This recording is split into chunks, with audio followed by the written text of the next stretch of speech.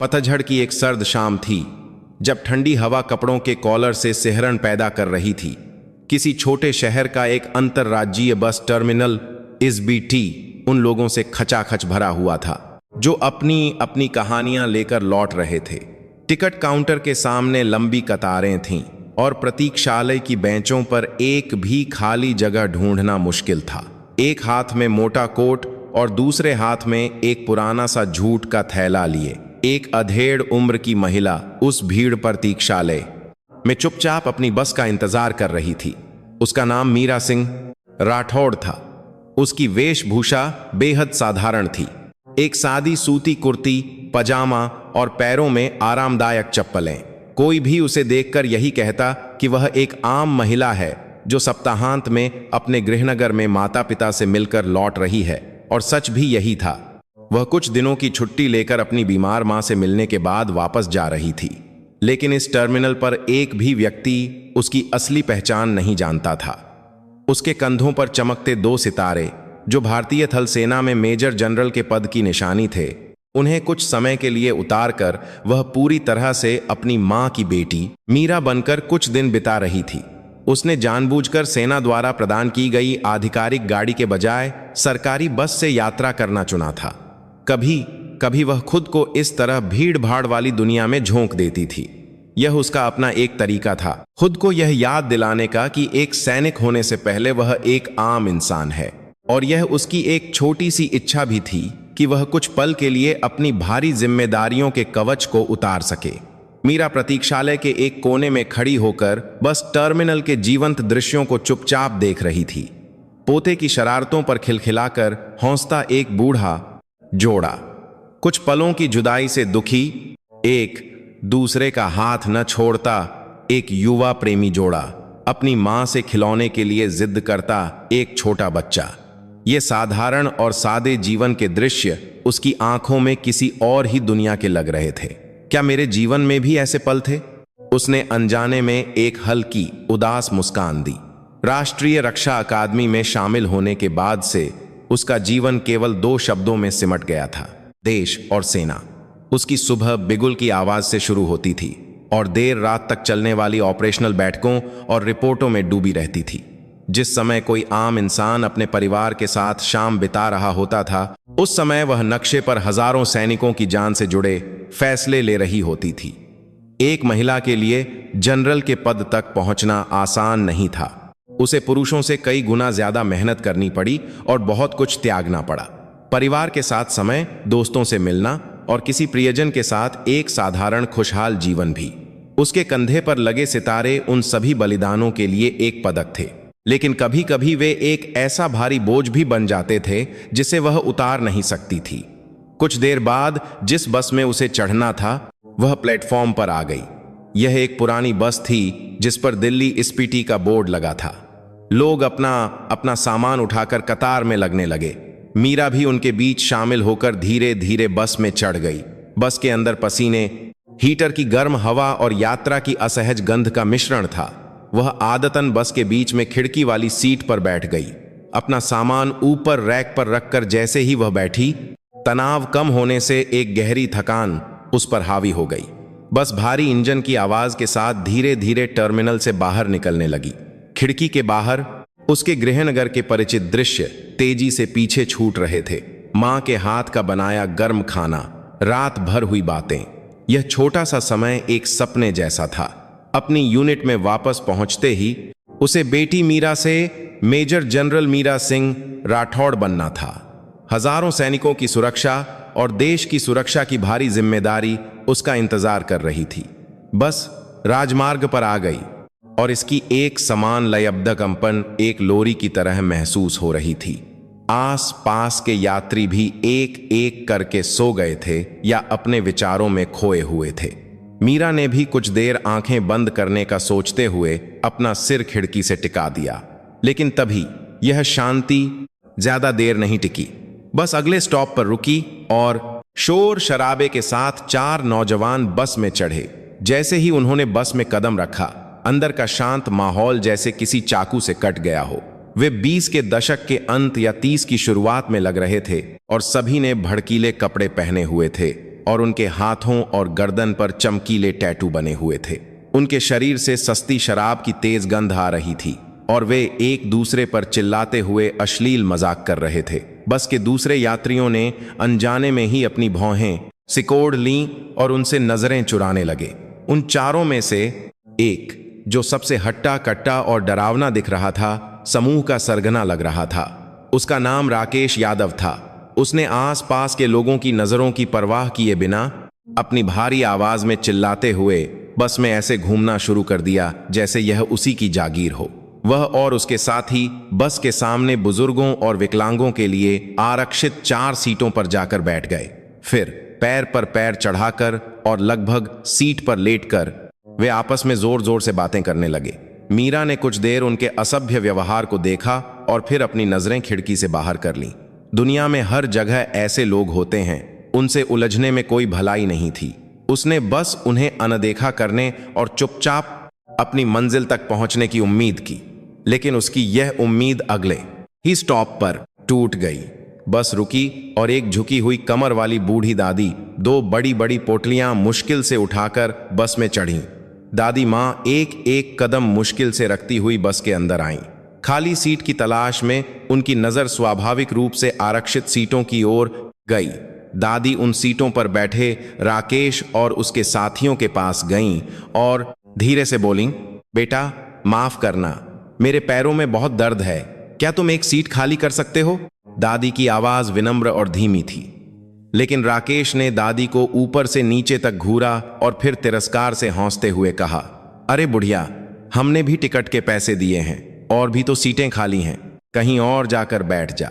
उसकी बातों में किसी बुजुर्ग के लिए सम्मान का नामो निशान नहीं था। उसके साथी भी ऐसे हंसने लगे जैसे कोई बहुत मजेदार बात हो गई हो। दादी ने घबराकर एक बार फिर अनुरोध किया, बेटा ये तो बुजुर्गों की सीट है ना, तुम नौजवान लोग कहीं और बैठ जाते तो अच्छा होता। तभी बगल में बैठे एक दूसरे लड़के ने ताना मारते हुए कहा, दादी जमाना बदल गया है, अब भी तुम वही पुरानी बातें कर रही हो, जिसकी लाठी उसकी भैंस, और तुम लोग हर वक्त बैठे रहते हो तभी तो पैरों में दर्द होता है। ऐसे खड़े खड़े जाओगी तो कसरत भी होगी और सेहत भी अच्छी रहेगी। उनके इस रवैये से बस का माहौल ठंडा पड़ गया। कुछ यात्रियों ने उन्हें नाराजगी से देखा, लेकिन कोई भी आगे आकर दादी की मदद करने की हिम्मत नहीं जुटा सका। वे उनके डरावने चेहरे और बदतमीजी से डर रहे थे कि कहीं कोई झगड़ा न हो जाए। स्थिति को देखते हुए बस के ड्राइवर ने माइक पर धीरे से घोषणा की, आगे की आरक्षित सीटों पर बैठे यात्रियों से अनुरोध है कि वे कृपया बुजुर्ग महिला को सीट दे दें। लेकिन ड्राइवर की बातों का उन पर कोई असर नहीं हुआ, बल्कि राकेश ने ड्राइवर की तरफ चिल्लाते हुए कहा, ओए ड्राइवर, अपनी ड्राइविंग पर ध्यान दे। हमने क्या गलत किया है जो बार बार अनाउंस कर रहा है? पैसे दिए हैं तो बैठने का हक है हमारा। उसकी दहाड़ सुनकर ड्राइवर चुप हो गया। बस में एक भारी खामोशी और लाचारी का माहौल छा गया। एक तरफ मुश्किल से अपनी पोटलियां पकड़े खड़ी दादी की छोटी सी पीठ थी और दूसरी तरफ उनका मजाक उड़ाते हुए हंसते हुए नौजवान लड़के। यह एक बहुत ही दुखद दृश्य था। दूसरे यात्रियों ने जैसे तय कर लिया हो, अपनी नजरें खिड़की से बाहर कर लीं या अपने फोन में व्यस्त हो गए। न्याय चुप था और असभ्यता पूरे बस पर हावी हो रही थी। मीरा यह सब कुछ चुपचाप, बहुत चुपचाप देख रही थी। उसकी आंखें धीरे धीरे, बहुत धीरे धीरे ठंडी होती जा रही थीं। बस के अंदर का माहौल शीशे की तरह भारी हो गया था। राकेश और उसके गिरोह के अहंकार और दूसरे यात्रियों की चुप्पी के बीच बेबस दादी बस के झटकों के साथ खुद को मुश्किल से संभाल पा रही थीं। तभी बस के बीच में खिड़की वाली सीट पर चुपचाप बैठी मीरा धीरे से अपनी जगह से उठी। उसके अचानक उठने से कुछ यात्रियों की नजरें उस पर टिक गईं। उसने कुछ नहीं कहा, बस उसकी स्थिर नजरें आरक्षित सीट पर बैठे राकेश पर टिकी थीं। उसकी आंखों में एक ऐसी तीव्रता थी जो किसी साधारण अधेड़ महिला की आंखों में नहीं हो सकती थी। उसकी आंखों में कोई भावना नहीं थी, लेकिन इसीलिए वे और भी ज्यादा ठंडी और डरावनी लग रही थीं। जैसे कोई माहिर शिकारी अपने शिकार की कमजोर नस पर निशाना साध रहा हो। राकेश ने महसूस किया कि कोई उसे घूर रहा है और उसने नाराजगी से मीरा की तरफ देखा। ए आंटी, क्या देख रही है? उसने झगड़ालू लहजे में कहा, लेकिन मीरा ने उसकी बात का कोई जवाब नहीं दिया। वह बस के तंग गलियारे से धीरे धीरे लेकिन स्थिर कदमों से उनकी ओर बढ़ी। बस के हल्के से झटके से भी उसका संतुलन नहीं बिगड़ा। अंत में राकेश के ठीक सामने आकर मीरा ने धीमी लेकिन इतनी साफ आवाज में कहा कि बस में मौजूद हर कोई सुन सके, यह सीट बुजुर्गों के लिए है, कृपया उठ जाइए। उसकी आवाज में गुस्सा या नाराजगी नहीं थी, लेकिन उसमें एक ऐसा वजन और ताकत थी जिसे नजरअंदाज नहीं किया जा सकता था। जैसे ही उसकी आवाज गूंजी, राकेश और उसके साथियों की हंसी जैसे किसी ने बंद कर दी हो। बस में मौजूद सभी लोगों की नजरें एक साथ उस पर टिक गईं। जो यात्री अब तक चुप्पी साधे हुए थे, जो ड्राइवर हिम्मत नहीं जुटा पा रहा था, और यहां तक कि अपमानित हो रही दादी ने भी हैरानी से उसे देखा। एक साधारण सी दिखने वाली महिला उन खूंखार नौजवानों का सामना कर रही थी। राकेश एक पल के लिए घबरा गया, लेकिन फिर जैसे उसकी इज्जत पर बात आ गई हो, उसका चेहरा लाल हो गया और उसने ताना मारा, वाह रे आंटी, न्याय की देवी बन रही है क्या? उसकी बात एक संकेत थी। उसके साथी भी फिर से हंसने लगे और उसे घेर लिया। उनके मजाक और धमकियों का निशाना अब बेबस दादी से हटकर उनके सामने खड़ी मीरा पर आ गया था। आंटी, दूसरों के मामले में टांग मत अड़ाओ, अगर चोट नहीं खानी है तो चुपचाप निकल लो, धमकियां दी जाने लगीं। लेकिन मीरा के चेहरे पर कोई बदलाव नहीं आया। वह बस चुपचाप राकेश को देखती रही। उसकी चुप्पी किसी भी चीख से ज्यादा दबाव बना रही थी।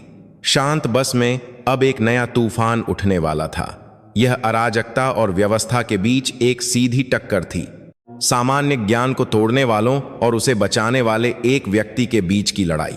कोई नहीं जानता था कि इस छोटी सी बस में शुरू हुई यह लड़ाई कितने बड़े परिणाम लाएगी। मीरा के शांत हस्तक्षेप ने अब एक बहुत बड़ी घटना की शुरुआत कर दी थी। मीरा के दृढ़ शब्दों से राकेश और उसके साथी एक पल के लिए हिचकिचाए, लेकिन यह बस एक पल के लिए था। उन्होंने जैसे तय कर लिया हो, वे अपनी सीटों से उठ खड़े हुए, लेकिन वे सीट देने के लिए नहीं उठे थे, बल्कि उन्होंने मीरा को धमकी भरे अंदाज में घेर लिया और उसे ऊपर से नीचे तक घूरने लगे। बस के तंग गलियारे में 3 हृष्ट पुष्ट आदमियों का एक महिला को घेरना अपने आप में काफी डरावना था। सबसे पहले राकेश ने बोलना शुरू किया।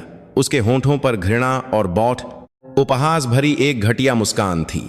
वाह रे आंटी, शक्ल तो ठीक ठाक है, पर मिजाज बड़ा तेज है। लेकिन आंटी, दूसरों के मामले में दखल देना बहुत महंगा पड़ता है, पता है? उसकी बात पर उसके साथी घटिया तरीके से हंसने लगे।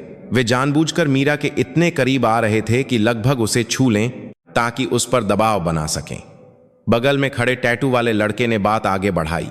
उसने मीरा को सिर से पांव तक देखते हुए कहा, सही कहा, उम्र भी हो गई है, आराम से रहना चाहिए।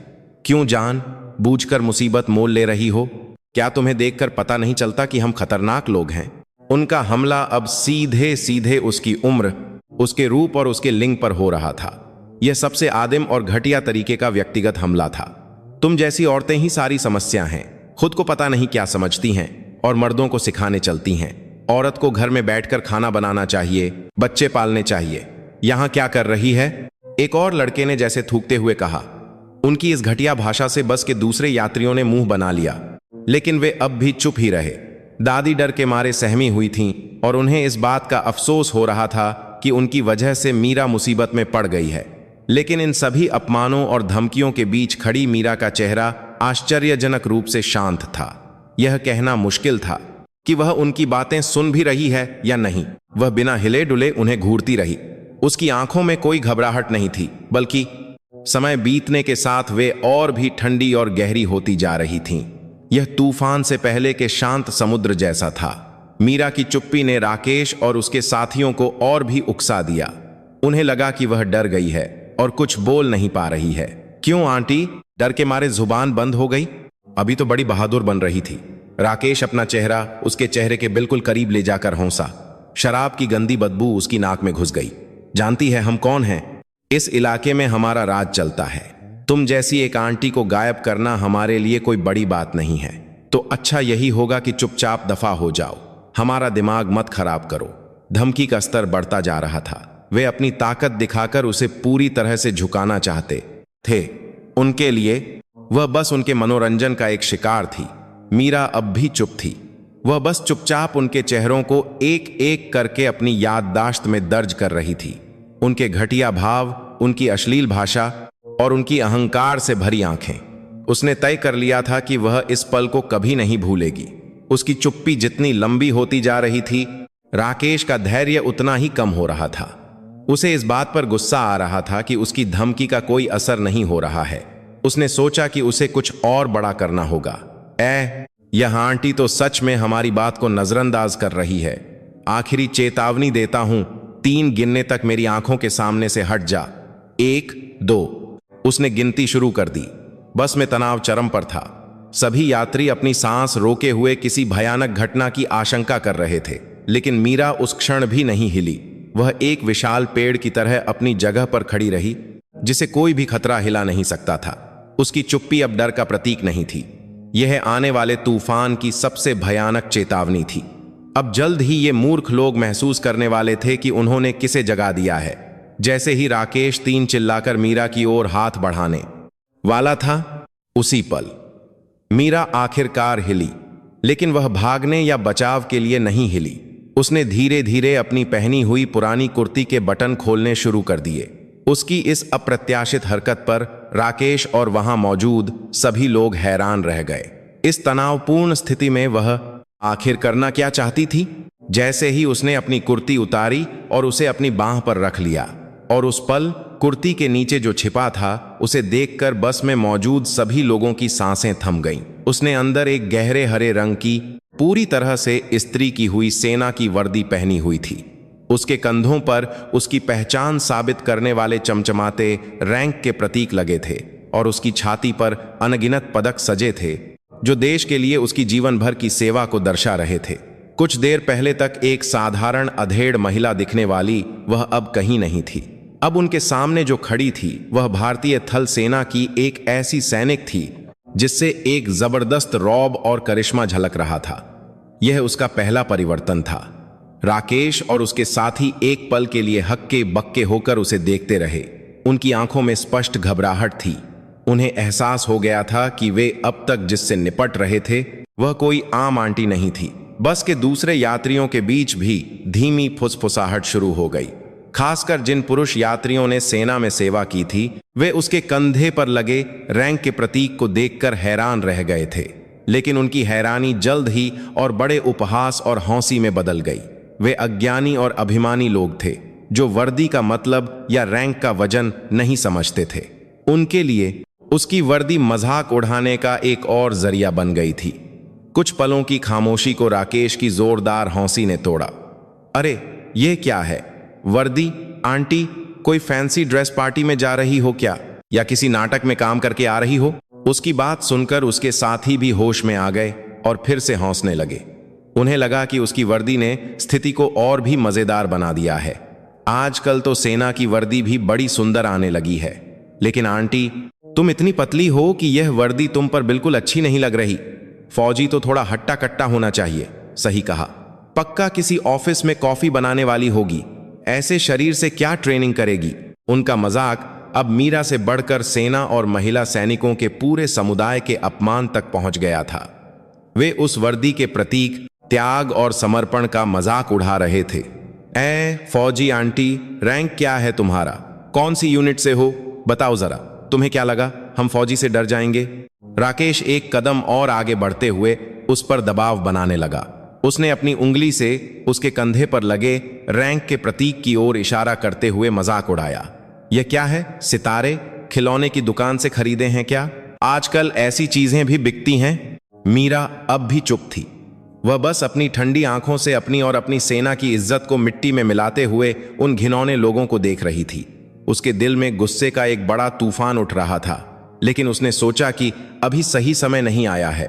जब ये मूर्ख लोग खुद अपनी कब्र खोद लेंगे और उससे बाहर निकलने का कोई रास्ता नहीं बचेगा, वही न्याय का समय होगा।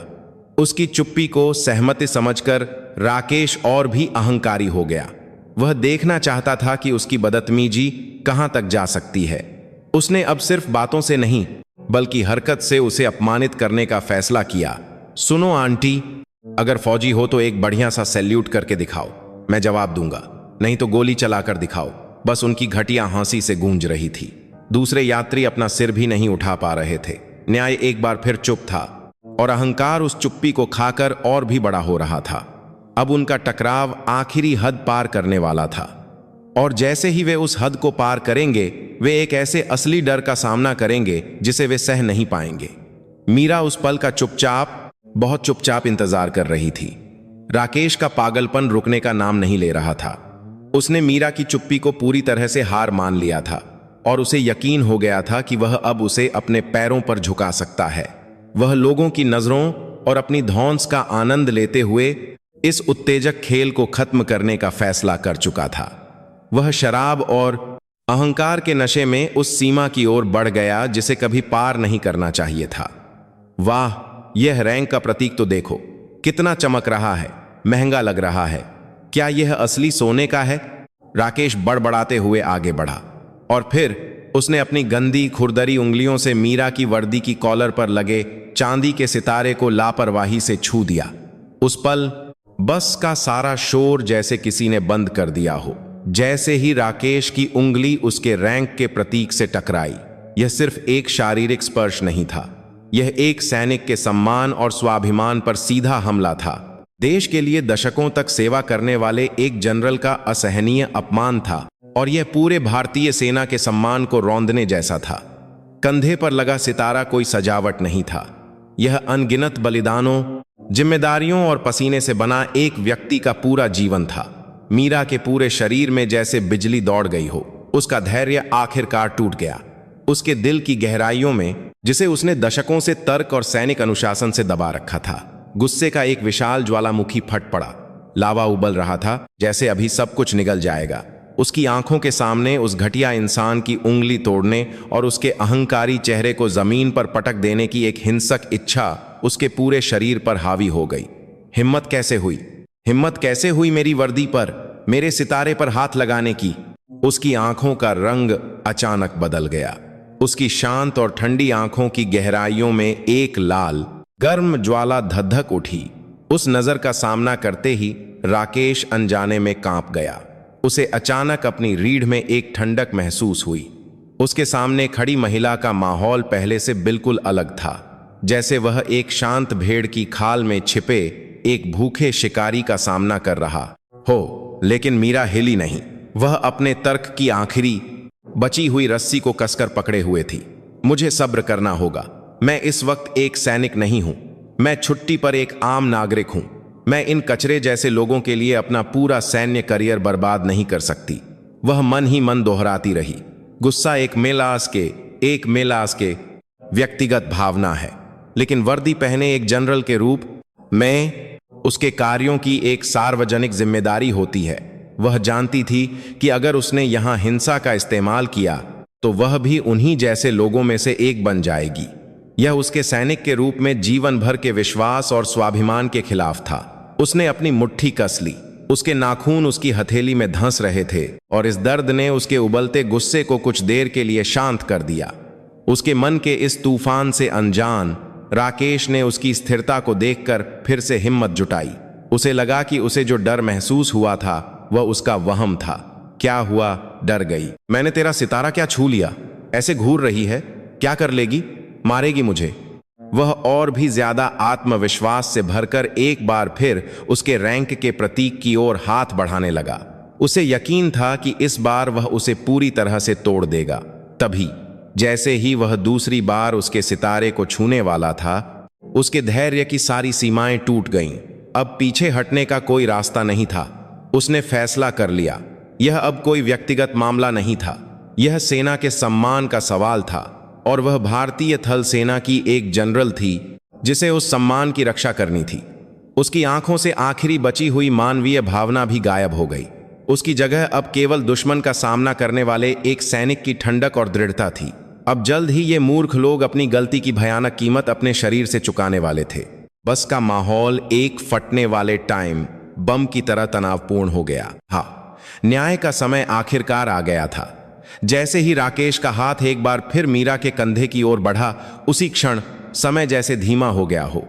उसकी उंगली उसकी वर्दी से बस कुछ सेंटीमीटर दूर थी जब अब तक स्थिर खड़ी मीरा का हाथ बिजली की तेजी से हरकत में आया। आह! एक तीखी चीख के साथ राकेश का हाथ हवा में ही रुक गया। उसकी कलाई जैसे किसी लोहे के पंजे में जकड़ ली गई हो, मीरा के हाथ में कसकर फंसी हुई थी। उसका हाथ किसी अधेड़ उम्र की महिला का नहीं, बल्कि अविश्वसनीय रूप से मजबूत और कठोर था। छाड़! राकेश के मुंह से एक छोटी सी चीख निकली। उसने अपनी कलाई छुड़ाने की कोशिश की, लेकिन वह एक चट्टान में जड़ी झड़ की तरह टस से मस नहीं हुई, बल्कि वह जितनी ताकत लगाता, उसकी कलाई पर दबाव उतना ही बढ़ता जाता। इस औरत ने उसके घबराए हुए साथी गालियां देते हुए उसकी ओर झपटे। सबसे पहले राकेश के बगल में खड़ा टैटू वाला लड़का आगे बढ़ा। उसने मुक्का तानकर मीरा के चेहरे पर वार करने की कोशिश की, लेकिन मीरा की नजरें अब भी राकेश पर ही टिकी थीं। उसने हमलावर की तरफ देखा कि भी नहीं। उसने राकेश की कलाई पकड़े हुए ही अपने शरीर को थोड़ा सा घुमाया और अपनी दूसरी कोहनी को हल्के से पीछे की ओर बढ़ाया। धम! एक भारी आवाज के साथ उसकी कोहनी सीधे उस लड़के के पेट में लगी। वह एक दर्दनाक कराह के साथ जमीन पर गिर पड़ा। बस का तंग गलियारा उसके लिए कोई नुकसान नहीं था, बल्कि यह उसका सबसे परिचित युद्ध क्षेत्र था, जहां उसने अनगिनत बार प्रशिक्षण लिया था। उसकी हरकतें चौड़ी जगह की मोहताज नहीं थीं। वे केवल प्रभावशीलता और कमजोर बिंदुओं पर हमला करने पर केंद्रित थीं। विशेष बलों की कर्ण चियन चियन थ्वट। दूसरे लड़के ने पीछे से उसका गला घोंटने के लिए हाथ बढ़ाया, लेकिन इससे पहले कि उसका हाथ उसके गले तक पहुंचता, मीरा ने पकड़े हुए राकेश को एक ढाल की तरह इस्तेमाल किया। उसने राकेश के शरीर को हल्के से घुमाकर पीछे से आ रहे हमले को रोक दिया। दोनों लड़के एक दूसरे से टकराकर एक हास्यास्पद स्थिति में उलझ गए। मीरा ने इस पल का फायदा उठाया। उसने राकेश की कलाई छोड़ते हुए उसकी पीठ पर जोर से धक्का दिया। राकेश अपनी इच्छा के विरुद्ध आगे की ओर गिरा और अपने ही साथी के साथ जमीन पर ढेर हो गया। अब केवल एक ही बचा था। वह अपने 3 साथियों को पलक झपकते ही पिटते देखकर डर गया था।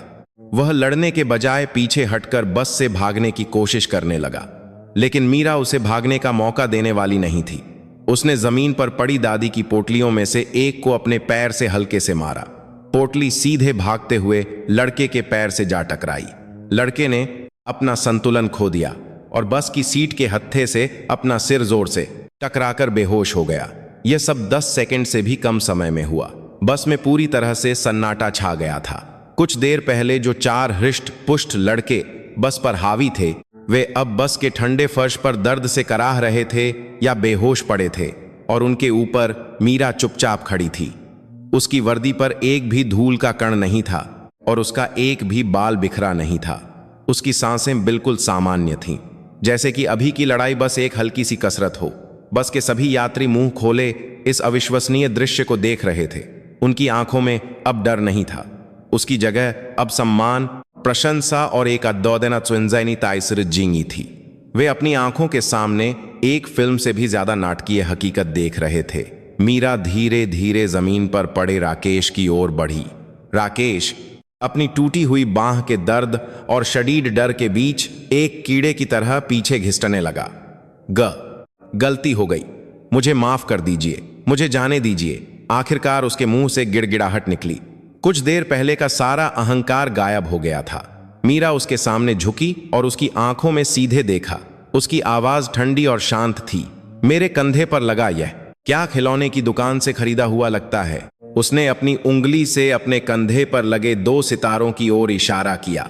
राकेश ने पागलों की तरह अपना सिर हिलाया। उसकी आंखों में आंसू भर आए थे। नहीं नहीं, मुझसे बहुत बड़ी गलती हो गई। हाँ, तुमने बहुत बड़ी गलती की है, लेकिन मैं तुम्हें मारूंगी नहीं। मैं एक सैनिक हूं, तुम जैसे कचरे को साफ करने वाली नहीं। मीरा उठी और फिर उसने एक दृढ़ और रौबदार आवाज में कहा, ताकि बस में मौजूद हर कोई सुन सके, लेकिन तुम लोगों को आज अपने किए की कीमत जरूर चुकानी होगी, कानून के नाम पर और सेना के नाम पर। उसकी घोषणा आने वाले न्याय की प्रस्तावना थी। बस के सभी यात्रियों ने उसकी घोषणा के वजन को महसूस करते हुए चुपचाप सिर हिलाया। आखिरकार न्याय ने अपना असली रूप दिखा दिया था। बस में समय जैसे रुक गया था। सभी यात्री अपनी सांसें रोके हुए उस अदाउद्दीना करिश्मे को देख रहे थे, जिसने स्थिति को पूरी तरह से नियंत्रित कर लिया था। वे मीरा को सम्मान भरी नजरों से देख रहे थे। जमीन पर पड़े आदमियों की कराहें ही उसकी जीत का प्रमाण थीं। मीरा ने अब उनकी ओर देखना बंद कर दिया। उसने अपनी पाठ में भरी बाट वर्दी की अंदरूनी जेब से चुपचाप कुछ निकाला। वह कोई सामान्य स्मार्टफोन नहीं था, वह एक भारी मजबूत काले रंग का सैन्य रेडियो सेट था, जटिल बटनों और एक छोटे मोटे एंटीना वाला, जो केवल सेना के आंतरिक संचार के लिए इस्तेमाल होता था। उसने आदतन रेडियो चालू किया और एक विशिष्ट आवृत्ति पर चैनल सेट किया। चिड़चिड़ की हल्की आवाज के साथ रेडियो कनेक्ट हो गया। उसने रेडियो को अपने मुंह के पास लाकर धीमी लेकिन स्टील जैसी कठोर आवाज में रिपोर्ट करना शुरू किया। उसकी आवाज अब किसी साधारण अधेड़ महिला की नहीं थी। यह एक कमांडर की आवाज थी जो सैकड़ों सैनिकों को आदेश देती थी। यह ईगल 2 है, हेडक्वार्टर को। क्या आप सुन रहे हैं? ईगल 2 सेना में 2 स्टार यानी मेजर जनरल के लिए एक कोड नेम था। कुछ देर बाद रेडियो से थोड़ी सी खरखराहट के साथ एक चिंतित आवाज आई, हेडक्वार्टर सुन रहा है, ईगल 2 रिपोर्ट करें। रेडियो के दूसरी तरफ की आवाज बहुत तनाव में थी। छुट्टी पर गए। एक मेजर जनरल का आपातकालीन कॉल आना किसी गंभीर स्थिति का संकेत था। मीरा की रिपोर्ट संक्षिप्त और सटीक थी। वर्तमान में छुट्टी से लौटते समय दिल्ली जाने वाली बस संख्या 1300 में एक सेवारत जनरल अधिकारी पर नागरिकों द्वारा हमले का प्रयास हुआ। 4 हमलावरों को मौके पर ही काबू कर लिया गया है। तत्काल स्थानीय पुलिस और सैन्य पुलिस की सहायता का अनुरोध है। समाप्त। उसकी रिपोर्ट खत्म होते ही बस में कई लोगों के गला सूखने की आवाजें आईं। यात्रियों को उसके हर शब्द का मतलब समझ नहीं आया, लेकिन जनरल अधिकारी, सैन्य पुलिस की सहायता जैसे शब्दों ने उन्हें यह एहसास दिला दिया कि वे जिस घटना के गवाह बने हैं वह उनकी कल्पना से कहीं ज्यादा गंभीर है। खासकर जिन पुरुष यात्रियों ने सेना में सेवा की थी, उनके चेहरे पर हैरानी थी। उन्हें अपने कानों पर विश्वास नहीं हो रहा था। जनरल, वह भी मेजर जनरल? मेजर जनरल का पद एक डिवीजन कमांडर के बराबर होता है, जो लगभग भगवान जैसा होता है। और यह साधारण दिखने वाली महिला जो उनके साथ यात्रा कर रही थी, वही मेजर जनरल थी। वे अनजाने में ही अपनी सीटों से उठकर सावधान की मुद्रा में खड़े होने वाले थे। सबसे ज्यादा सदमा बस के ड्राइवर और उस दादी को लगा था जिनकी उसने मदद की थी। बस का ड्राइवर रियर व्यू मिरर में दिख रहे दृश्य पर विश्वास नहीं कर पा रहा था। उसे इसमें दादा की दृश्य पर बात का अपराध बोध हो रहा था कि उसने थोड़ी और हिम्मत नहीं दिखाई और ऐसे सम्मानित व्यक्ति को मुसीबत में पड़ने दिया। दादी भी अपने कांपते हाथों से अपना मुंह ढके हुए अपने उद्धारकर्ता की असली पहचान जानकर अवाक रह गई थीं। रेडियो से एक और चिंतित आवाज आई। समझ गया, ईगल 2, तत्काल कार्रवाई की जा रही है। क्या जनरल महोदया, आप ठीक हैं? कोई चोट तो नहीं आई? कोई समस्या नहीं है। हमलावरों को हिरासत में लेने और मौके पर मौजूद गवाहों के बयान दर्ज करने पर ध्यान केंद्रित करें। जी, समझ गया। जय हिंद। रेडियो बंद होने के बाद मीरा ने उसे वापस अपनी जेब में रख लिया और फिर उसने जमीन पर पड़े डर से कांपते राकेश को ठंडी नजरों से देखा। राकेश ने रेडियो पर हुई बातचीत को थोड़ा बहुत सुना था। जनरल, मेजर जनरल, ये शब्द उसके दिमाग में घूम रहे थे, लेकिन उसे यकीन नहीं हो रहा था। वह चाहता था कि यह सब एक बुरा सपना हो, लेकिन उसके कंधे पर चमक रहे 2 चांदी के सितारे इस भयानक हकीकत का सबूत थे। अब उसे समझ आया कि उसने किससे पंगा लिया है। उसने सिर्फ एक महिला का अपमान नहीं किया था, उसने भारतीय सेना के दिल, देश के ही एक महत्वपूर्ण हिस्से को छुआ था। दूर से सायरन की हल्की आवाज सुनाई देने लगी। आवाज धीरे धीरे और तेज और करीब आ रही थी। यह उसके लिए आने वाले कठोर न्याय की प्रस्तावना थी। करीब आते सायरन की आवाज ने बस के सभी लोगों को तनाव में डाल दिया। बस के ड्राइवर ने मीरा की आंखों में देखकर सावधानी से बस को सड़क के किनारे रोक दिया। कुछ ही देर में बस के आगे और पीछे पुलिस की जीप और सैन्य पुलिस की पेट्रोलिंग गाड़ी धूल उड़ाते हुए रुकी। जैसे किसी फिल्म का दृश्य हो, एक साधारण बस पल भर में एक कानूनी कार्रवाई के केंद्र में बदल गई थी।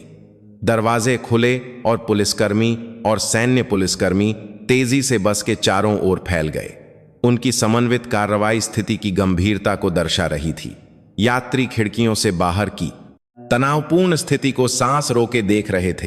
कुछ देर बाद फुस की आवाज के साथ बस का दरवाजा खुला और 2 आदमी बस में चढ़े। एक स्थानीय पुलिस स्टेशन का इंचार्ज, एक अधेड़ उम्र का इंस्पेक्टर लग रहा था, और दूसरा सैन्य पुलिस की वर्दी में एक युवा सेना का कप्तान था। वे बस के अंदर का दृश्य देखकर एक पल के लिए हैरान रह गए। जमीन पर पड़े कराहते हुए आदमी, उनके सामने खड़ी एक महिला सैनिक और उन्हें घेरे हुए स्तब्ध यात्री। इंस्पेक्टर ने स्थिति को समझने के लिए चारों ओर देखा और फिर उसकी नजर मीरा के कंधे पर लगे रैंक के प्रतीक पर पड़ी। उसकी आंखें पल भर के लिए फैल गईं। उसने अपनी आंखों पर विश्वास न करते हुए दोबारा उसके रैंक को देखा। चमकते हुए 2 सितारे, मेजर जनरल का रैंक स्पष्ट था। उसने तुरंत बगल में खड़े सैन्य पुलिस के कप्तान को कोहनी मारी। कप्तान ने भी मीरा का रैंक देखा और उसका चेहरा सफेद पड़ गया। उसने तुरंत अपनी मुद्रा ठीक की। दोनों ने जैसे तय कर लिया हो, मीरा की ओर सीधे खड़े होकर जोरदार आवाज में सैल्यूट किया। जय हिंद मैम, रिपोर्ट पर पहुंचे हैं। उनका सैल्यूट बस में मौजूद सभी लोगों के लिए एक घोषणा जैसा था। यह महिला जो यहां खड़ी है कोई साधारण व्यक्ति नहीं है और वे उनके साथ किसी भी तरह की बदतमीजी नहीं कर सकते। राकेश और उसके साथियों ने यह दृश्य देखकर होश खो दिए। पुलिस और सेना उस महिला को इतने सम्मान से सैल्यूट कर रहे थे। जिस आंटी का वे इतना मजाक उड़ा रहे थे वह सच में एक बहुत बड़ी जनरल थी। उनका दिमाग सुन्न हो गया था। अब डर से ज्यादा उन्हें हकीकत का एहसास ही नहीं हो रहा था। मीरा ने शांति से उनका सैल्यूट स्वीकार किया। धन्यवाद, स्थिति आपके सामने है। उसने जमीन पर पड़े 4 लोगों की ओर इशारा किया। इन लोगों ने बस में एक बुजुर्ग महिला के साथ बदतमीजी की और सार्वजनिक रूप से धमकाया। जब मैंने उन्हें रोकने की कोशिश की तो उन्होंने मुझ पर भी हमला करने की कोशिश की। उसका विवरण संक्षिप्त और स्पष्ट था। इंस्पेक्टर ने दृढ़ चेहरे से सिर हिलाया। समझ गया मैम, हम इन्हें तुरंत गिरफ्तार करते हैं। यहां मौजूद दूसरे यात्रियों से हमें गवाह के तौर पर बयान लेने होंगे। उसकी बात खत्म होते ही बस के यात्रियों के बीच से आवाजें आने लगीं। जी, मैंने सब कुछ देखा है। इन लोगों ने ही पहले दादी के साथ बदतमीजी की। हाँ, और जब यह महिला सैनिक उन्हें रोकने आई तो इन लोगों ने उन पर भी हाथ उठाने की कोशिश की। मैंने वीडियो भी बनाया है। जो यात्री अब तक चुप थे वे अब एक एक करके गवाह बनने के लिए आगे आ रहे थे। जब न्याय के पक्ष में एक मजबूत शक्ति खड़ी हो जाती है तो लोगों के दिलों में छिपी छोटी छोटी हिम्मत भी जाग उठती है। पुलिसकर्मी बस में घुसे और राकेश और उसके साथियों को हथकड़ी पहनाने लगे। उन्होंने अब कोई प्रतिरोध नहीं किया। वे बस मरे हुए लोगों की तरह पुलिस के साथ चले गए। बस से उतरते समय उनकी दयनीय हालत कुछ देर पहले की उनकी अकड़ के बिल्कुल विपरीत थी। यही इस कहानी का सबसे संतोषजनक क्षण था। न्याय की सब कुछ व्यवस्थित होने के बाद सैन्य पुलिस के कप्तान ने मीरा के पास आकर विनम्रता से पूछा, मैम, हम आपको सीधे यूनिट तक छोड़ देते हैं। क्या आपको कोई और सहायता चाहिए? नहीं धन्यवाद, मैं इसी बस से वापस जाऊंगी। दूसरे यात्रियों को हुई असुविधा के लिए मुझे पहले से ही खेद है। इस मामले को कानून और नियमों के अनुसार सख्ती से निपटाएं और खास तौर पर उन लोगों को यह जरूर सिखाएं कि एक सेवारत जनरल पर हमले का प्रयास करने का क्या मतलब होता है। जी मैम, ध्यान रखेंगे। मीरा के आखिरी शब्द एक ठंडी चेतावनी थे जो यह बता रहे थे कि उन्हें मिलने वाली सजा हल्की नहीं होगी। पुलिस और सैन्य पुलिस की गाड़ियां सायरन बजाते हुए चली गईं और बस में फिर से शांति छा गई। लेकिन यह पहले जैसी भारी और असहज शांति नहीं थी। यह अन्याय के मिट जाने के बाद की शांति और राहत भरी खामोशी थी। बस धीरे धीरे फिर से दिल्ली की ओर चलने लगी। उस शाम स्थानीय पुलिस स्टेशन का पूछताछ कक्ष एक अलग तरह के तनाव में डूबा हुआ था। एक तरफ सैन्य पुलिस के जांचकर्ता पुलिस के साथ मिलकर संयुक्त जांच कर रहे थे और दूसरी तरफ बस के यात्री गवाह के रूप में अपने बयान दर्ज करा रहे थे। चूंकि मामले का आरोपी और पीड़ित कोई साधारण व्यक्ति नहीं बल्कि एक सेवारत जनरल था, पूरा पुलिस स्टेशन हाई अलर्ट पर था। पूछताछ कक्ष में बैठा राकेश अब भी हकीकत को नकारने की कोशिश कर रहा था। वह चिल्लाते हुए कह रहा था कि उसके साथ अन्याय हुआ है। हमने ऐसा क्या गलत कर दिया? बस में थोड़ा शोर ही तो कर रहे थे और उस बुढ़िया से मजाक किया था, लेकिन उस आंटी ने, मतलब उस फौजी ने पहले हमसे झगड़ा किया और हमें इस हाल में पहुंचा दिया। यह तो सरासर ज्यादती है। वह ऐसे बोल रहा था जैसे वह खुद पीड़ित हो। उसके साथी भी उसकी हां में हां मिला रहे थे, लेकिन उनकी यह बचकानी हरकत अनुभवी पुलिस वालों के सामने नहीं चली। जांच कर रहे इंस्पेक्टर ने ठंडी आवाज में कहा, राकेश यादव, तुमने जो किया वह कोई मजाक नहीं था। बस के सभी यात्रियों ने कहा है कि तुम्हारे व्यवहार से वे डरे हुए थे। सीसीटीवी फुटेज में भी साफ दिख रहा है कि तुमने पहले शारीरिक संपर्क करने की कोशिश की। अरे वह तो बस कंधे पर हल्का सा हाथ रखा था, कोई हमला थोड़ी था। राकेश अंत तक अपनी गलती मानने को तैयार नहीं था। उसे अब भी स्थिति की गंभीरता का एहसास नहीं था। उसे लग रहा था कि उसने बस एक गुस्सैल महिला फौजी से पंगा ले लिया है और कुछ दिन हवालात में रहकर और थोड़ा जुर्माना भरकर वह छूट जाएगा। तभी पूछताछ कक्ष का दरवाजा खुला और एक वकील तेजी से अंदर आया। वह राकेश के पिता द्वारा भेजा गया था। 1 मिनट, पूछताछ रोक दीजिए, मुझे पहले अपने मुवक्किल से बात करनी है। वकील ने इंस्पेक्टर से इजाजत ली और राकेश को बगल के एक छोटे कमरे में ले गया। राकेश ने वकील को ऐसे देखा जैसे कोई मसीहा आ गया हो। वकील साहब, आप सही समय पर आए। देखिए, उस औरत ने मेरा क्या हाल किया है। मुझे तो उस पर केस करना चाहिए। लेकिन वकील का चेहरा बहुत गंभीर था। उसने राकेश की बात काटते हुए धीमी आवाज में कहा, राकेश, यह मजाक का समय नहीं है। तुम्हें पता भी है कि तुमने क्या किया है। क्या मैंने क्या किया है? वकील ने एक गहरी सांस ली और कहा, तुमने आज जिससे पंगा लिया है वह कोई मामूली सैनिक नहीं है। वह भारतीय थल सेना की मेजर जनरल मीरा सिंह राठौड़ हैं, 2 सितारों वाली, एक डिवीजन कमांडर। Major general? तो क्या हुआ? इसमें क्या बड़ी बात है? राकेश अब भी स्थिति को नहीं समझ पा रहा था। उसकी अज्ञानता पर वकील को लगभग निराशा हो गई। बड़ी बात है? राकेश, ध्यान से सुनो। एक सेवारत जनरल पर हमले का प्रयास सिर्फ एक साधारण हमले का मामला नहीं होता। सेना के कानून के तहत एक सैनिक पर हमला या धमकी देना एक गंभीर अपराध है, और जब वह एक जनरल हो तो अदालत इसे राष्ट्रीय सुरक्षा और सेना के अनुशासन को भंग करने वाला एक बहुत ही गंभीर अपराध मानती है। वकील की आवाज और भी गंभीर हो गई। तुमने बस में जो कुछ भी कहा, फौजी क्या कर लेगी? वर्दी तो खिलौना है। ये सब बातें रिकॉर्ड हो चुकी हैं। यह सेना के अपमान का मामला बन सकता है। सबसे बुरी स्थिति में ये सब मिलकर सेना के अनुशासन को भंग करने और देश विरोधी गतिविधि के रूप में भी देखा जा सकता है। अगर ऐसा हुआ तो तुम्हें सिर्फ कुछ साल की जेल नहीं होगी। वकील की आखिरी बात सुनकर राकेश का चेहरा सफेद पड़ गया। जेल, राष्ट्रीय सुरक्षा।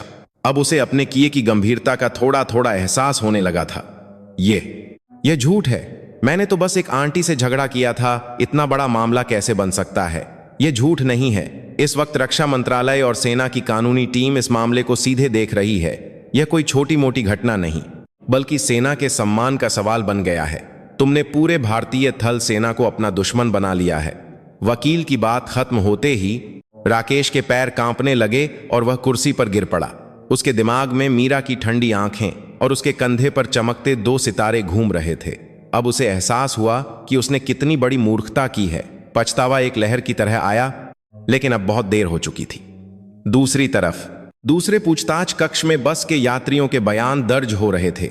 राकेश और उसके साथियों द्वारा अपमानित की गई दादी ने कांपती आवाज में लेकिन हिम्मत से सब कुछ बता दिया। उन लड़कों ने मुझे सीट देने के बजाय बहुत गंदी बातें कहीं। मैंने ऐसा क्या गलत किया था? अगर वह फौजी जनरल मैडम नहीं होती तो पता नहीं मेरे साथ क्या होता। वह बहुत अच्छी इंसान है। बस के ड्राइवर ने भी जो कुछ देखा था वह विस्तार से बताया। शुरू में तो मैं भी डर गया था। मुझे लगा कि अगर मैं कुछ बोलूंगा तो वे मेरे साथ कुछ गलत कर देंगे। लेकिन जब उस महिला यात्री ने, मतलब मेजर जनरल मैम ने, हिम्मत दिखाई तो मुझे बहुत शर्म आई। मैं भी अपनी कंपनी को इस घटना की रिपोर्ट दूंगा और इन लोगों को सजा दिलाने में पूरी मदद करूंगा। यात्रियों के बयान एक एक करके राकेश और उसके साथियों के खिलाफ थे। उनकी हिम्मत भरी गवाही की वजह से मामले की सच्चाई बिना किसी संदेह के सामने आ रही थी। न्याय अब चुप नहीं था। छोटी छोटी हिम्मत मिलकर सच्चाई की एक बड़ी आवाज बन रही थी। कई हफ्ते बीत गए। राकेश को गिरफ्तार नहीं किया गया और वह वकील की मदद से जमानत पर बाहर था और मुकदमे का इंतजार कर रहा था। भारी मुआवजे और वकील की फीस ने उसके परिवार को बर्बाद कर दिया था और वह हर दिन छिपकर जी रहा था। उसके दोस्त भी अब उससे दूर हो गए थे। वह अपने पिता की मदद से एक बड़े निर्माण स्थल पर मजदूरी करके अपना गुजारा कर रहा था। वह जिस जगह काम कर रहा था वह एक नए सैन्य सुविधा का निर्माण स्थल था। ऊंची बाड़ और गेट पर सैनिकों द्वारा की जाने वाली कड़ी जांच के कारण वहां आम लोगों का आना जाना मना था। राकेश हर दिन धूल, मिट्टी में सनकर और भारी सामान उठाकर अपनी किस्मत को कोसता था। वह उस दिन बस में मिली महिला जनरल को कोसता और उससे बदला लेने के झूठे सपने देखता था। एक दिन दोपहर में निर्माण स्थल पर सामान्य से ज्यादा तनाव था। साइट मैनेजर की तेज आवाज लाउडस्पीकर पर गूंजी, सभी लोग काम बंद करो, सब कुछ रोककर साफ सफाई करो। 10 मिनट में सेना के मुख्यालय से बड़े अधिकारी निरीक्षण के लिए आ रहे हैं, धूल न उड़े, इसके लिए पानी छिड़को और सब कुछ ठीक से व्यवस्थित करो। साइट पर तुरंत हलचल मच गई। मजदूरों ने अपना काम रोककर सफाई शुरू कर दी। राकेश ने भी नाराजगी से फावड़ा रखकर बिखरे हुए मलबे को हटाना शुरू कर दिया। बकवास, कौन सा बड़ा साहब आ रहा है जो इतनी तैयारी हो रही है, वह बड़बड़ाते हुए उठा। तभी उसने देखा कि दूर से कुछ काली लग्जरी गाड़ियां धूल उड़ाते हुए साइट की ओर आ रही हैं। सबसे आगे वाली गाड़ी की नंबर प्लेट पर एक चमकता हुआ सितारा लगा था। यह एक जनरल की गाड़ी का संकेत था। गाड़ियों का काफिला साइट ऑफिस के सामने रुका। साइट मैनेजर और साइट की बात, कंपनी के बड़े अधिकारी 90 डिग्री झुककर दरवाजा खुलने का इंतजार कर रहे थे। आखिरकार पीछे की सीट का दरवाजा खुला और एक व्यक्ति बाहर निकला। वह युद्धक वर्दी और पीले हेलमेट में एक अधेड़ उम्र की महिला थी। उसके कंधे पर वहां मौजूद किसी भी व्यक्ति से ज्यादा चमकते हुए 2 सितारे लगे थे। उसने उतरते ही साइट मैनेजर से निर्माण योजना का नक्शा लिया और तीखी नजरों से उसे देखने लगी। दूर से यह सब देख रहे राकेश का चेहरा जम गया। उसके शरीर से जैसे सारा खून निकल गया हो और उसके हाथ ठंडे पड़ गए हों। उसे अपनी आंखों पर विश्वास नहीं हुआ, लेकिन उसने कितनी भी बार देखा, वह वही थी, मीरा सिंह राठौड़। कुछ हफ्ते पहले बस में उसे नरक में धकेलने वाली वही महिला। राकेश अनजाने में ही पीछे हटने लगा। वह दूसरे मजदूरों के पीछे छिपने की कोशिश करने लगा, लेकिन अब बहुत देर हो चुकी थी। पूरे साइट का जायजा लेती हुई मीरा की नजरें एक पल के लिए उसके चेहरे पर रुकीं। उसकी आंखों में कोई भावना नहीं थी, जैसे वह सड़क के किनारे पड़े एक पत्थर को देख रही हो। लेकिन राकेश के लिए वह नजर उसके दिल में चुभने वाले एक खंजर जैसी थी। मैम, कृपया इस तरफ आइए, मैं आपको काम की प्रगति के बारे में बताता हूं। साइट मैनेजर ने झुककर मीरा को रास्ता दिखाया। उसका रवैया ऐसा था जैसे वह किसी राजा की सेवा कर रहा हो। यह निर्माण हमारी कंपनी के लिए बहुत महत्वपूर्ण है मैम। चूंकि आप इस पर विशेष ध्यान दे रही हैं, हम इसे बिना किसी गलती के पूरा करेंगे। मीरा ने मैनेजर की चापलूसी का कोई जवाब नहीं दिया। वह नक्शे और वास्तविक साइट की तुलना करते हुए तीखे सवाल पूछने लगी। इस क्षेत्र में सरियों की स्थिति नक्शे से मेल नहीं खा रही है। क्या आपने जांच की है? कंक्रीट को सुखाने का समय ठीक से दिया जा रहा है? सुरक्षा जांच हर दिन होती है? उसके सवाल बहुत ही पेशेवर और सटीक थे। साइट मैनेजर पसीना पसीना होकर जवाब दे रहा था। वह सिर्फ वर्दी पहनी एक जनरल नहीं थी, वह इस विशाल राष्ट्रीय परियोजना की प्रभारी सर्वोच्च अधिकारी थी। निरीक्षण दल धीरे धीरे राकेश के काम करने वाले क्षेत्र की ओर बढ़ रहा था। राकेश का दिल जैसे फट जाएगा। वह चाहता था कि वह वहीं बेहोश हो जाए। उसने डेज़ेस्पेरेमेंट अपना सिर झुका लिया और अपना चेहरा छिपा लिया। आखिरकार मीरा उसके ठीक सामने से गुजरने लगी। वह एक पल के लिए रुकी। राकेश सांस भी नहीं ले पा रहा था। इस क्षेत्र का सुरक्षा प्रभारी कौन है? मीरा की ठंडी आवाज उसकी पीठ के पीछे से आई। साइट मैनेजर ने तुरंत जवाब दिया, जी, वह मिस्टर शर्मा हैं। मिस्टर शर्मा, इधर आओ। मिस्टर शर्मा नाम का व्यक्ति दौड़कर आया और उसके सामने सिर झुका दिया। मीरा ने सिर झुकाए खड़े राकेश की ओर इशारा करते हुए कहा, उस मजदूर ने अपना हेलमेट का पट्टा ठीक से नहीं बांधा है। जब एक मजदूर बुनियादी सुरक्षा नियमों का पालन नहीं कर रहा, तो मैं इस साइट पर कैसे भरोसा कर सकती हूं? इसे तुरंत ठीक करवाओ और सभी मजदूरों को फिर से सुरक्षा प्रशिक्षण दो। अगर अगली बार तक सुधार नहीं हुआ तो मैं इस क्षेत्र के पूरे ठेके की समीक्षा करने के लिए ऊपर रिपोर्ट कर दूंगी। उसकी बातें शांत थीं, लेकिन उनका मतलब साइट मैनेजर के लिए मौत की सजा जैसा था। ठेके की समीक्षा का मतलब कंपनी के भविष्य का सवाल था। जी, मैं तुरंत कार्रवाई करता हूं, माफ कर दीजिए मैम। साइट मैनेजर लगभग रोते हुए झुक गया। मीरा ने अब उनकी ओर देखे बिना दूसरे क्षेत्र की ओर कदम बढ़ा दिए। उसने शुरू से अंत तक राकेश से एक भी शब्द नहीं कहा, नहीं उसे पहचानने का कोई संकेत दिया। उसके लिए वह बस एक गुमनाम मजदूर था जिसने सुरक्षा नियमों का पालन नहीं किया था। लेकिन राकेश के लिए यही सबसे बड़ा डर और सबसे क्रूर बदला था। उसकी अद्दाव देना शक्ति के सामने वह एक कीड़े से भी बदतर था। वह अपनी उंगली हिलाए बिना उसके जीवन और उसकी कंपनी की किस्मत को नियंत्रित कर सकती थी। जिस शारीरिक शक्ति और हिंसा पर उसे इतना घमंड था, वह उसकी असली ताकत के सामने कुछ भी नहीं थी। मीरा के निरीक्षण दल के जाने के बाद साइट मैनेजर गुस्से में राकेश की ओर दौड़ा। ओ, तेरी वजह से हमारी कंपनी बर्बाद होने वाली थी। अभी अपना सामान उठा और निकल जा यहां से। तेरे जैसे आदमी की हमें जरूरत नहीं है।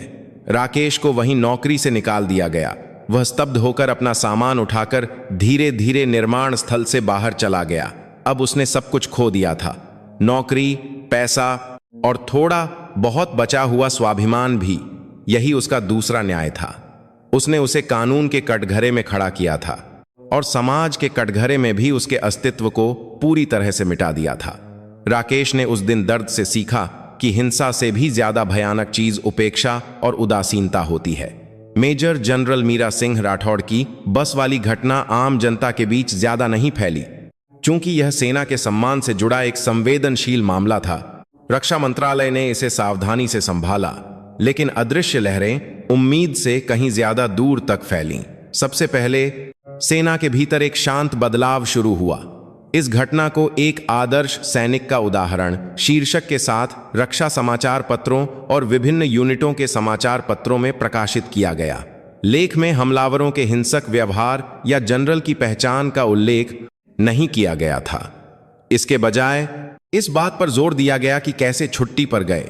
एक सैनिक ने एक अन्यायपूर्ण स्थिति को नजरअंदाज नहीं किया और अपनी पहचान का दिखावा करने के बजाय सिद्धांतों और प्रक्रियाओं के अनुसार शांति से स्थिति को संभाला।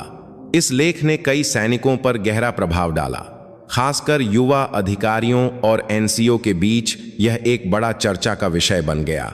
उन्होंने मेजर जनरल मीरा के कार्यों के माध्यम से सच्ची सैनिक भावना का मतलब फिर से समझा। यह सिर्फ आदेशों का पालन करना और दुश्मन से लड़ना नहीं है, बल्कि वर्दी पहने हो या न पहने, समाज में न्याय और कमजोरों की रक्षा करने की जिम्मेदारी भी है। कुछ दिनों बाद रक्षा मंत्रालय के शिकायत कक्ष में एक हाथ से लिखा हुआ पत्र पहुंचा। यह उस दिन बस में सवार दादी ने अपनी टूटी फूटी लिखावट में लिखा एक धन्यवाद पत्र था। माननीय रक्षा मंत्रालय के अधिकारियों को, मैं इस देश में अपना पूरा जीवन बिता चुकी एक गुमनाम बुढ़िया हूं। कुछ दिन पहले बस में कुछ नौजवानों ने मेरे साथ बहुत बुरा व्यवहार किया। जब कोई मेरी मदद नहीं कर रहा था, तब एक बहुत अच्छी महिला ने मेरी रक्षा की।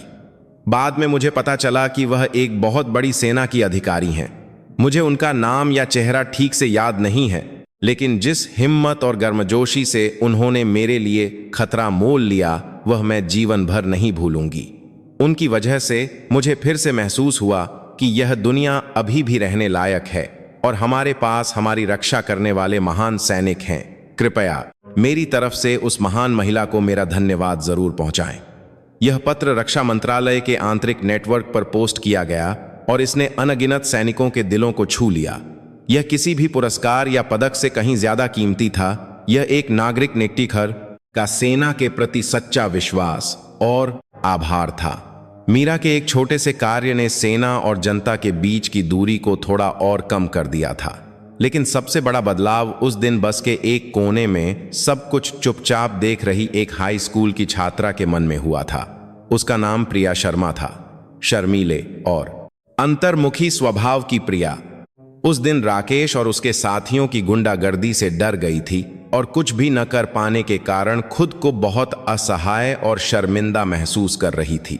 लेकिन जब मीरा ने आकर स्थिति को संभाला, तो प्रिया ने अपने जीवन में पहली बार एक जबरदस्त सदमा और एक गर्मजोशी भरी भावना महसूस की। यह प्रशंसा थी। एक महिला का इतनी मजबूती, शान और बुद्धिमानी से बुराई का सामना करना उसके लिए एक बहुत बड़ा आश्चर्य और प्रेरणा थी। खासकर वर्दी में मीरा का रूप उसके दिमाग में गहराई से बस गया था। घर लौटकर प्रिया ने कई दिनों तक सोचा और आखिरकार उसने हिम्मत जुटाकर मेजर जनरल मीरा को एक पत्र लिखने का फैसला किया। उसने रक्षा मंत्रालय की वेबसाइट पर खोजकर पता लगाया कि मीरा कभी महिला नीति विभाग में काम कर चुकी थीं और उसने उसी पते पर पत्र भेजा। आदरणीय major general Meera Singh Rathore ma'am, नमस्कार। मैं कुछ दिन पहले आपकी बस में सवार एक हाई स्कूल की छात्रा हूं। उस दिन मैं इतनी डर गई थी कि कुछ नहीं कर सकी।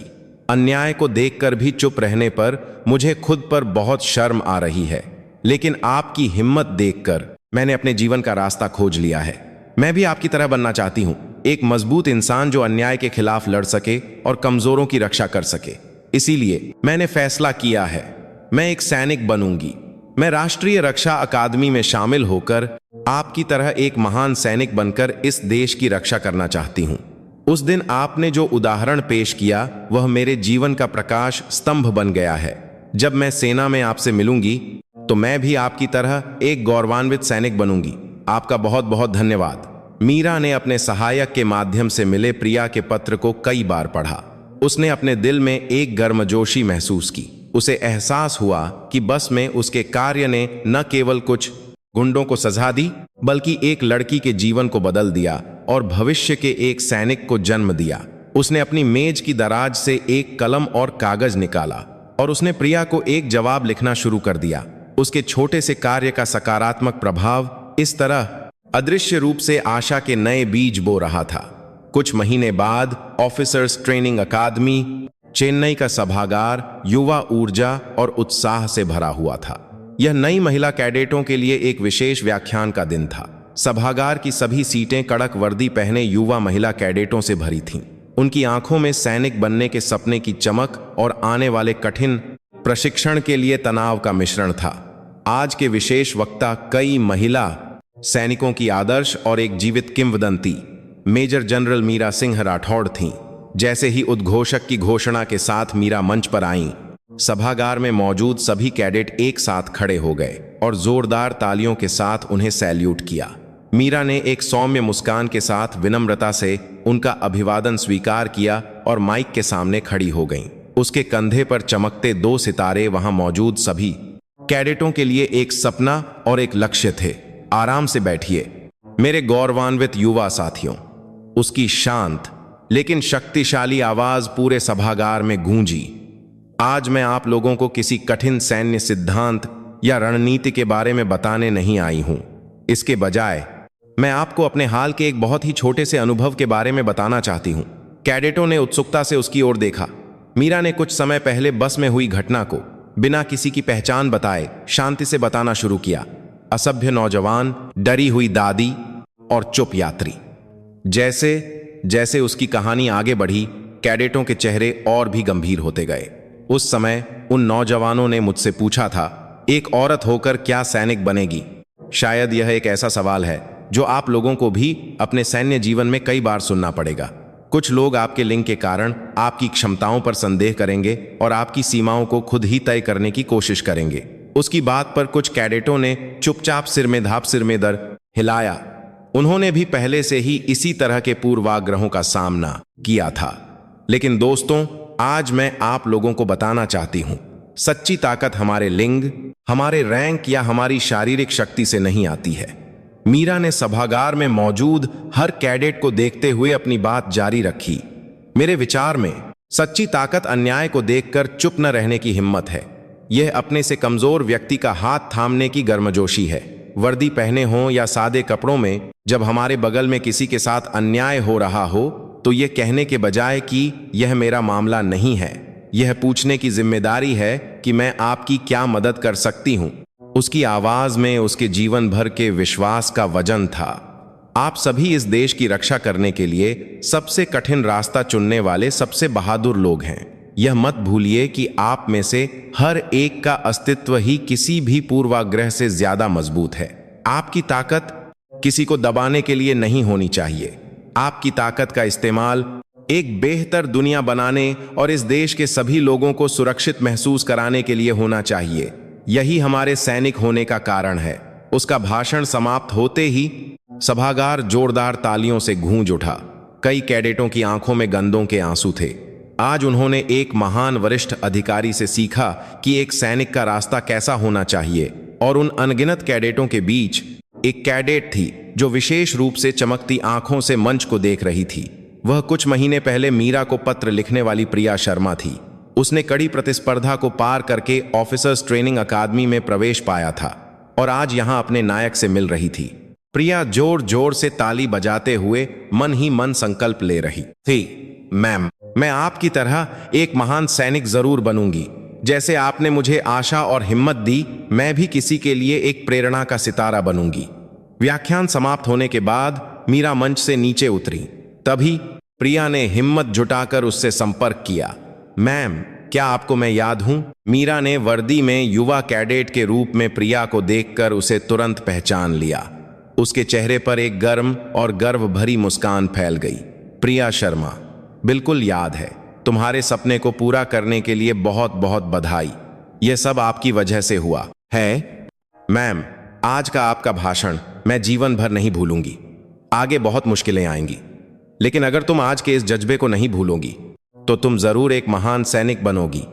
मीरा ने प्रिया के कंधे को गर्मजोशी से थपथ पाया। यह एक पीढ़ी की हिम्मत का दूसरी पीढ़ी के सपने में बदलने का क्षण था। मीरा ने सभागार से बाहर निकलते हुए खिड़की से परेड ग्राउंड को देखा। वहां उसके पीछे देश की रक्षा करने वाले अनगिनत युवा सितारे तैयार हो रहे थे। उसके कंधे पर चमकते 2 सितारे अब अकेले नहीं थे। वे अंधेरी रात में चमकने वाले अनगिनत सितारों में से एक बन गए थे, जो इस देश की शांति और न्याय के लिए चुपचाप और दृढ़ता से चमकते रहेंगे।